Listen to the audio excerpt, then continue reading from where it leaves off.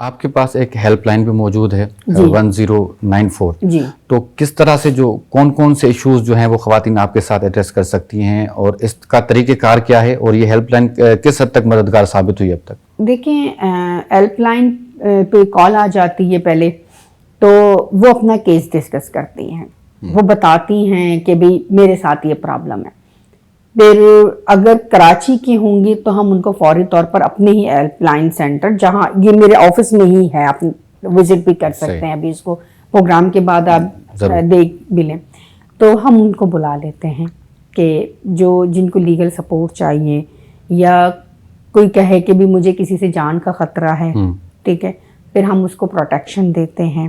یا کوئی ایک کیس ایسا آیا تھا کہ میاں اور بیوی میں لڑائی ہوگی, ہسبینڈ اینڈ وائف کی لڑائی کے بعد ہسبینڈ جو ہے نا وہ بچی کو لے کے کوئٹہ نکلا. پھر میں نے یہاں سے ٹیم روانہ کیا اور اس بچی کو ریکور کروا کے اس کے ہسبینڈ کو بلا کے کہ بھئی آپ اس کی والدہ یہاں موجود ہے, آپ بچہ اس کو دے دیں.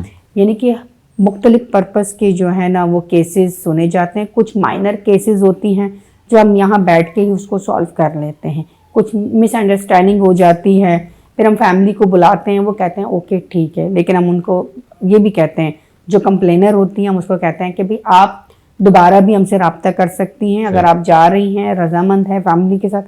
اگر پھر بھی کوئی ایشو ہوا تو آپ واپس بھی آ سکتے ہیں. دوسرا ایشو خواتین کو یہ ہے میڈم ورک پلیس ہراسمنٹ کا, تو اس طرح کی شکایات بھی آپ کے پاس آتی ہیں تو اس کا ازالہ کس طرح سے ہوتا ہے؟ اور قانون کے اندر تو ایک میکینزم موجود ہے کہ ہر ادارے کے اندر ایک ہراسمنٹ سیل بنا ہونا چاہیے اور وہ اس کو دیکھیں ایشوز کو, لیکن اس پہ امپلیمنٹ نہیں ہو رہا. تو آپ کے پاس کیا میکینزم ہے اس کو امپلیمنٹ کرانے کے لیے, آپ کیا سوچ رہی ہیں؟ اصل میں کچھ ایشوز پتہ ہیں کیا ہے کہ کچھ کیسز ہمارے سامنے کھل کے آ جاتی ہیں, آپ بھی دیکھتے ہو, میڈیا پہ چلتے ہیں. کچھ لوگ خاموش ہو جاتے ہیں, وہ جاب چھوڑ دیتے ہیں کہ نہیں ہمیں نہیں کرنا ہے, اگر ہمارے پاس آ جاتے ہیں تو ہم ان کو بھی جو ہے وہ سپورٹ بھی کرتے ہیں اور ان کی ہیلپ بھی کرتے ہیں. اور ہمارے پاس جو ہے نا ان کا ڈیٹا بھی موجود ہے, اور کچھ چیزیں ایسی ہوتی ہیں جن کو ہم میڈیا پہ ہائلائٹ نہیں کرتے کیونکہ ان کی سیلف ریسپیکٹ ہے. وہ کہتے ہیں کہ بھی میڈیا پہ آئے گا تو سب کو پتہ چلے گا.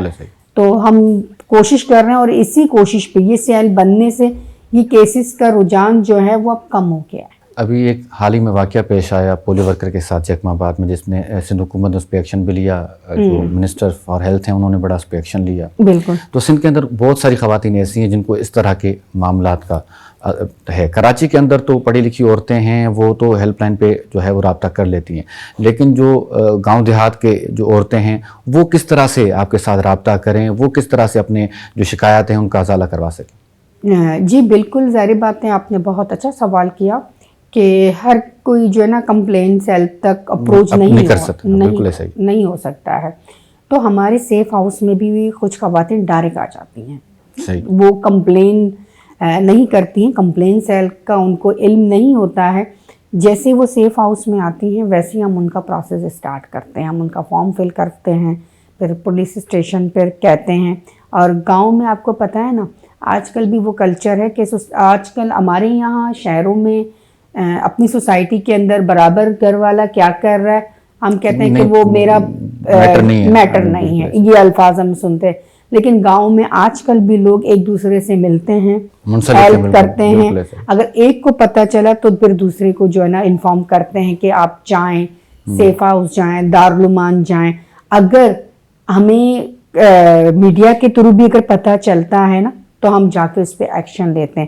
جیسے آپ نے کہا جیکما آباد والا جو ابھی ریسنٹلی جو میٹر ہوا, ہیلتھ منسٹر نے بھی اس پہ ایکشن لیا اور ہم نے بھی ایکشن لیا.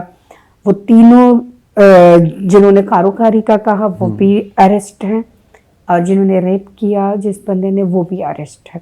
اور ہم سوچ رہے ہیں کہ مزید بھی جتنا زیادہ اس کو ہم پروٹیکشن دے سکیں, سندھ گورنمنٹ جو ہے وہ پروٹیکشن دے رہی ہے.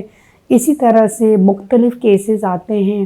ابھی بھی میرے پاس ایک کیس آیا کہ پہلے یہ کہا گیا تھا کہ بچی اپنی مرضی سے گئی ہے, لیکن جب اس کے پیرنٹس آئے, اب ایک مسئلہ کیا ہے, کبھی کبھی پیرنٹس جو ہے نا بہت زیادہ کوآپریٹ کر رہے ہوتے ہیں, کبھی وہ آتے ہی نہیں ہیں. جیسے اس بچی کی والدہ آئی اس نے کہا میری بچی میں مان ہی نہیں سکتی ہوں، میری بچی کے مڈ ٹرم کے ایگزام ہے، وہ کیسے کسی کے ساتھ جا سکتی ہے؟ اچھا، اگر اس طرح سے کچھ ہوتا تو میں اس کی مدر اور میں فادر ہم کیسے اس کو جو ہے نا چیک نہیں کرتے؟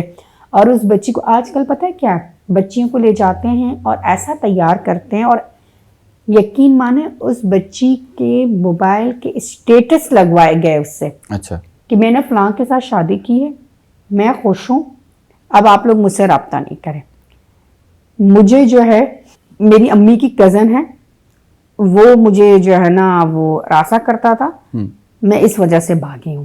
اب میری امی کو کہیں کہ اب خاموش ہو جاؤ، یعنی کہ اس طرح سے کر دیا کہ امی کو بالکل ہی، یعنی کہ پیرنٹس کو ولن بنا دیا بالکل اس بچی کے، مطلب جو اس پہ کیس میں بھی یہی ہوا تھا۔ لیکن اس کے پیرنٹس نے کہا نہیں میم، ایک دفعہ میری بچی کو یہاں بلا لیں، اگر میری بچی نے کہا کہ کہ یہ ایشو ہیں تو ہم کریں گے یہ کہ میں خود ہی اپنی بچی کو خوشی خوشی جو ہے نا رخصت کر دوں۔ دعا زیرہ والے کیس میں بھی ہم نے یہی دیکھا، ہاں، اور اس کا نام بھی یہی دعا ہی تھا۔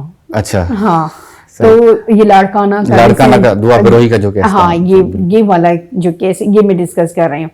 جب بچی کو یہاں لے کے آئے تب پوچھا تو کہا ایسا کچھ بھی نہیں ہے، ان کے کرائم کرنے کا طریقہ یہ ہے کہ یہ کسی طرح بچیوں کو کڈنیپ کرتے ہیں، پھر لے کے جاتے ہیں اور پھر اس طرح سے اسٹیٹمنٹ وہ کرواتے ہیں۔ اب ظاہری بات ہے جو سمجھدار ماں تھی اس نے کہا نہیں میری بچی یہ نہیں کر سکتی۔ کبھی کبھی تو کنڈیشن یہ ہو جاتی ہے کہ بس ٹھیک ہے آ گئی نا ویڈیو، ہو گیا، کوئی نکاح وغیرہ کچھ بھی نہیں ہوا، لیکن کچھ پیرنٹس اسٹینڈ کرتے ہیں۔